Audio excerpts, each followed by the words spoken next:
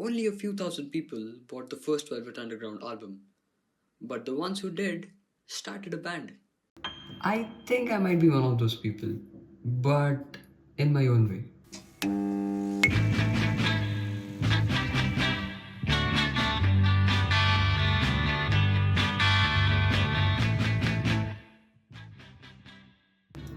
I'm not new to YouTube. I've lived here longer than I've lived on TV. I grew up watching this place. I tried to make things here. YouTube gave me a kind of freedom that no other thing did. So as a kid, I made tons of videos here. Some of them are still on the platform. And back then, I had no plans. I just picked up the camera and recorded random stuff. But somehow, I always finished things. Whether it was the random videos I made with my friends or the art YouTuber I was trying to become, I always completed them, regardless of the quality. But as time went by, I lost that drive. And honestly, I got tired of that. I got tired of being the guy who always almost made things. I want to actually finish something for once. So, as usual, I'm starting small. Not really. I'm starting with the biggest project I've ever taken on. But this time, I'm sticking to one idea, one plan, one project. And I'm gonna follow it all the way to the end. Most of my life, I've done things quickly, lightly, and without ever really going all the way in. I've never tested my patience, I've never tested my resilience.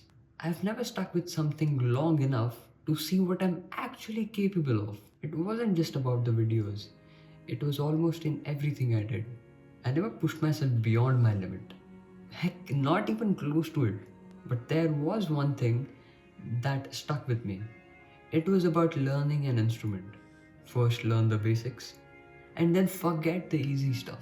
Go straight to the hardest riff, the hardest chord, the hardest song you can find. You'll fail for months, but the effort you put in is something you'd never give if you started small. And honestly, small steps don't work on me. They just never have. So when people say start small, I know that's not how I grow. Starting big is the only approach that has ever pushed me forward. Not because it's smart, but because it's the only way I know how to operate. And there's another problem. I hate pressure. I hate competition. Not because I'm scared of failing, but because of the weight that it puts on me. I've always preferred to work at my own pace, but maybe that's the entire problem. So I'm choosing a project that forces me to show up. Not so much pressure that it kills the creativity, but just enough pressure that I can't run away from it this time. This is my way of pushing past who I've been, finally trying to become who I actually want to be. And that is exactly why I'm starting huge. Made out of clay. The Velvet Underground played to empty rooms. Lou Reed wrote masterpieces long before anyone cared. They didn't stop, they just kept playing anyway. And maybe that is what I love the most, that quiet refusal to quit. So here I am, doing the same thing, starting something that might not matter to anyone except me. But that's enough. It has to be.